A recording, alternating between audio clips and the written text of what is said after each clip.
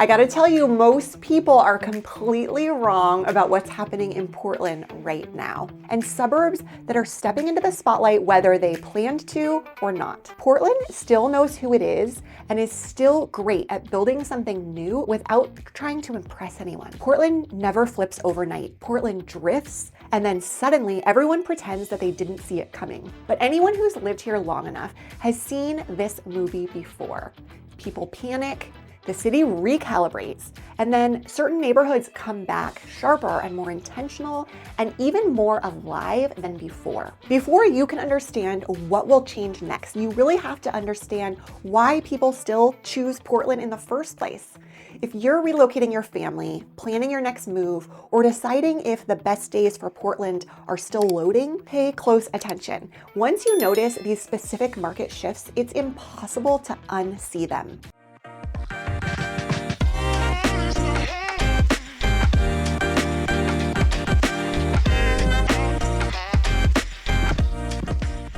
In 2025, Oregon was ranked the #1 state Americans moved to, with about 65% of moves involving people coming in rather than leaving, a sign that people are still choosing this region despite all the noise online. Now, Portland keeps pulling people in because the lifestyle here hits differently once you actually live in it. The pace feels intentional, not rushed. Mornings aren't a race. You grab coffee instead of just driving through.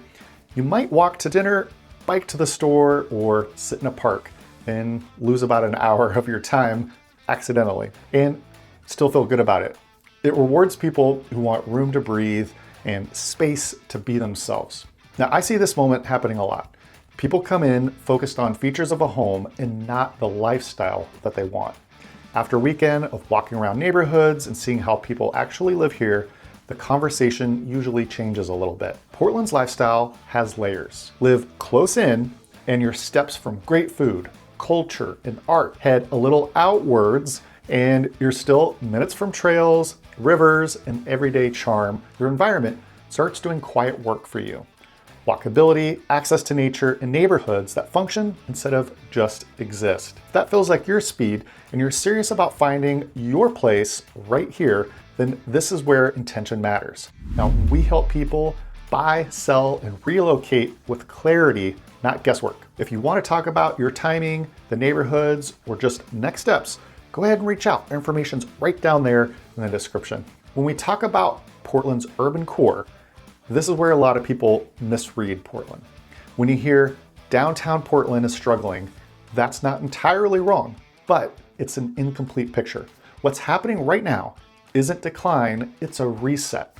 And the driving factor in all of this is vacant commercial property. Portland has one of the highest commercial vacancy rates in the country right now for its downtown area. Now, the most important shift to understand is this: Portland is doing something pretty amazing about it. It's actively redesigning its urban core to be lived in again, not just worked in. Office buildings that used to be empty are being converted into housing, hotels, and mixed-use spaces, and of course, parks. The city is backing it with real incentives through things like Prosper Portland and funding tied to sustainability and housing access through the Portland Clean Energy Community Benefits Fund. For someone moving here, that shows up in practical ways. More housing near transit, more ground floor retail that actually serves residents, and fewer dead zones downtown in those after business hours. Reusing buildings instead of tearing them down keeps neighborhoods intact and speeds up that livability instead of waiting decades for that redevelopment. You can already feel it street by street. More people walking dogs, grabbing coffee midday, meeting friends on weeknights. Some blocks are still quiet and others feel a little bit more normal again. That unevenness is what a city looks like when it's pivoting and going through some growing pains. One of the biggest long-term plays is the Broadway corridor, including the old downtown post office. This area is planned for thousands of housing units.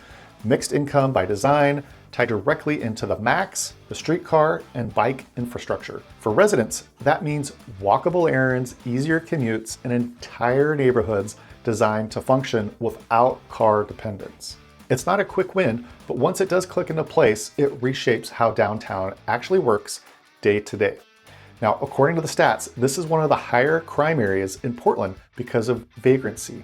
And if the city can revitalize this area, that is going to be a huge win for everyone. And guess what? This used to be a great area, and it can be again. South of there, South Waterfront tells a quieter but important story.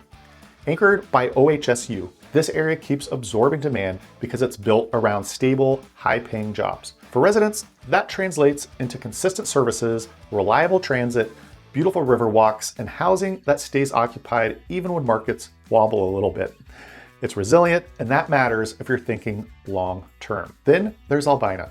And this one goes beyond real estate. The Albina Vision Trust is leading one of the most closely watched urban repair efforts in the country. The I-5 Rose Quarter isn't just infrastructure, it's about reconnecting neighborhoods that were once split apart decades ago. The broader Rose Quarter project is a roughly $2 billion effort. It combines transportation fixes with housing, parks, and community-led redevelopment. With backing that includes the 1803 fund, the goal is long-term neighborhood control, not short-term speculation. For everyday life, that means safer crossings, quieter streets, new green space, and neighborhoods that feel more stitched together instead of completely cut off. Now, when you zoom out, the pattern is pretty clear here. Urban's core isn't just being polished for tourists, it's being recalibrated for residents. More housing near jobs, better use of land that's already connected to transit, more focus on the livability. This phase won't look super pretty while it's happening. There's gonna be a lot of construction, but it's laying the groundwork for downtown that really functions again, not just looks great on postcards. Now, quick check-in, drop the Portland neighborhood you're most curious about in the comments down below. I'll tell you what's actually changing there and not the headline version you might see on the news. This is where Portland changes actually show up in your routine, not the skyline. How you get around, how long errands take, whether your neighborhood works with you or against you. Now, Portland has always treated mobility as a lifestyle choice, not just a transportation issue. That's getting more intentional. Growth is being pushed towards places where people already move without cars, along MAX corridors, especially the MAX Orange Line, and frequent bus routes. Housing is stacking closer to transit instead of spreading out further. Now, when that works, daily life gets easier, fewer car trips, more walking, biking, and quick hops across town. That said, this is important. Not every neighborhood is served by the MAX. Now, large parts of the west side, the inner east side neighborhoods, and many higher-end residential areas rely more on buses, biking, or just the good old car. Portland isn't a city where the rail covers everything, and that's why neighborhood choice really does matter. Some areas feel effortless without a car, but others absolutely don't and really do require a car. Now, when transit does line up, you definitely feel it, especially if that's your intention, is to go less car dependent. So definitely reach out to us and we can help steer you into those neighborhoods. Now, Portland consistently ranks near the top nationally for bike commuting. About 5% of residents bike to work. That shows up as morning bike traffic instead of gridlock, quieter evenings, and neighborhoods that feel a little bit more active without feeling congested. When we talk about congestion, let's talk about infrastructure that was built with people in mind first. Let me point out the Tillicum Crossing. You hear bikes, light rail, and footsteps, but no car noise because there's no cars allowed across that bridge. They have bike lanes that actually connect across the city from downtown over to the east side, and side streets that slow cars down without killing the access. Portland isn't anti-car, it's pro-options. And when people have options, their days change. Errands turn into walks, commutes stop eating the schedule. There's also a quieter shift happening along the Willamette River. New parks and paths are being designed to work with the river, not fight it. You've got elevated walkways, flood-resistant landscaping, spaces that stay usable year-round. And that matters if you actually use these places, not just drive right past them. The bottom line is Portland is redesigning daily life around how people really move, but it is a little uneven. Some neighborhoods are built for this future and others aren't. And that's why understanding the mobility before you choose where to live definitely matters here more than in most cities. You might think you already know where people land in Portland and have this vision of hip urban density, but this is where that assumption breaks. What surprises most newcomers isn't the city, it's realizing that they themselves are craving something new, and that's why they have their eye on Portland. I just yesterday heard someone say that ever since newcomers settled in the West, they've turned south to California for gold and ambition, or north to Oregon for lifestyle. And if you're moving for that slower paced, more human lifestyle, ask yourself, what kind of neighborhood might you be looking for? That shift is why so many relocation buyers end up west and south of the city. Beaverton, for example, keeps coming up because it checks boxes people didn't realize they cared about yet. Things like job access and newer housing and access to light rail. Neighborhoods that feel organized without feeling manufactured or overwrought. Around dinner time, you start smelling food drifting out of backyards and hear kids riding bikes down safe, wide streets, and still have the option to get back into the city without turning it into this whole production. It's not trying to be trendy. It is designed to function well. Younger singles tend to pull closer in, families drift outward. Downsizers look for calm and access wherever it makes sense, in areas like South Waterfront or Lake Oswego. Keep moving south and Tigard and Sherwood start to click for a totally different reason. Growth is happening, but it is controlled. New housing gets woven into existing neighborhoods instead of overwhelming them. Trails connect where people actually live, and schools and daily errands stay close enough to keep life simple. For a lot of families, this is where things calm down. They don't have to make as many compromises, and life feels more predictable. The data reflects this behavior too. Roughly 2/3 of people relocating to the Portland metro actually choose to live outside the city's core. And average commute times from places like Beaverton and Tigard are often 10 to 15 minutes shorter than many of the closer in neighborhoods once daily congestion is factored in. Price per square foot also shifts fast the further out you go. Lake Oswego and Westland operate on a different frequency entirely. These areas move slower by design. They're small towns within a bigger city metro. Zoning stays tight. Neighborhood character is protected, and the streets feel quieter. Parks are super well maintained. People tend to choose these places for stability, not fast-changing momentum. Once they settle in, turnover stays low because the environment doesn't constantly reinvent itself. What catches people off guard, what they're surprised by, is that none of this feels like giving something up. It feels like dialing Portland to the right setting. Everyone has different wish lists and priorities. Some want that walkable buzz, but others want a lot of breathing room, maybe some privacy. Some people want transit right outside their door to ditch their car, but others want more space and dinners outside in the backyard. The Portland area offers all of it, but most people only see that clearly when they're standing in the neighborhoods themselves. The same budget gets you very different square footage once you move outward from the city. In close-in Portland, it often means paying roughly $350 to $450 per square foot, while many west and south metro pockets land closer to $250 to $350, which is where space suddenly stops feeling tight. A quick check with you. If you had to choose right now, would you rather be closer in with more energy or a little further out with more space?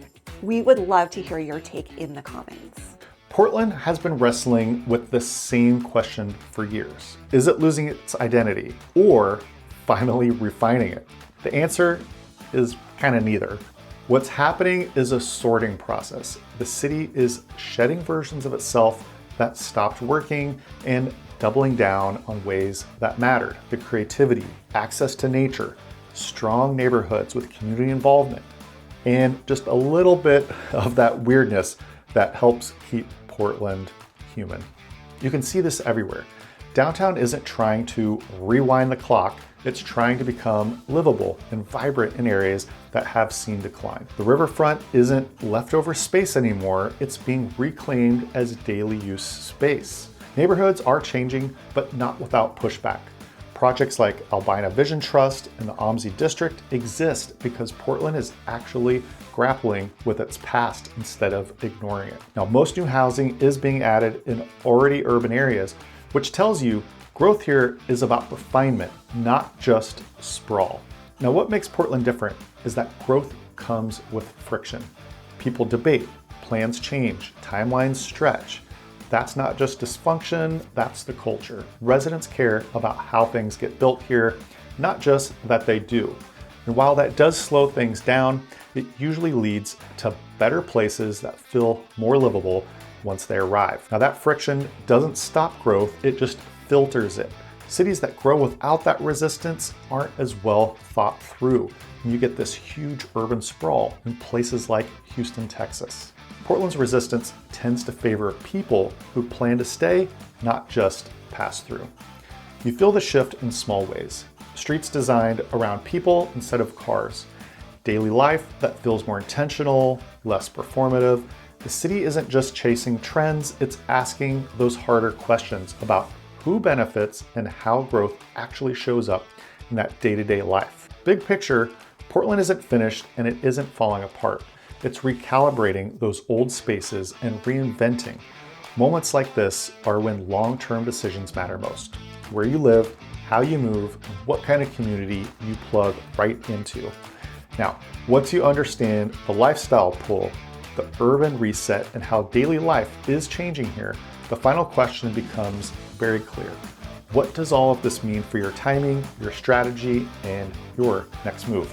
We made the big move to the Portland area ourselves about 7 years ago, and we totally get that relocation is a big decision.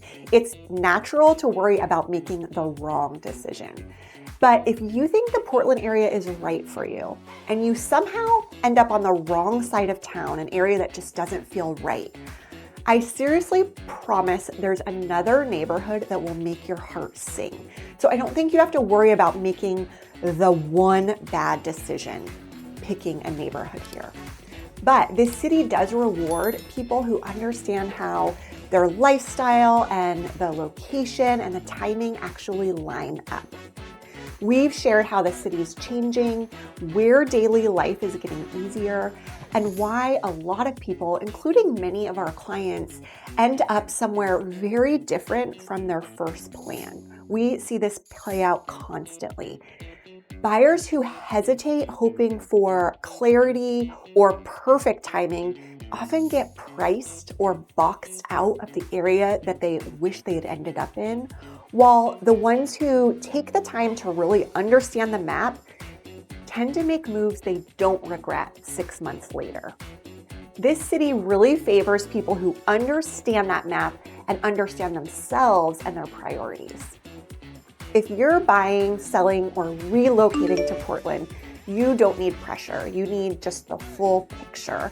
And we're your local Portland real estate team of choice. Our job is helping you make decisions that feel right after you unpack the boxes.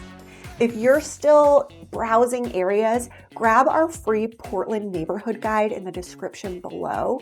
And if you want to talk it through, call us, text us, or shoot us a DM. All of our info is in the description below, and we would love to connect. Thanks for hanging out with us, and we'll catch you on the next one.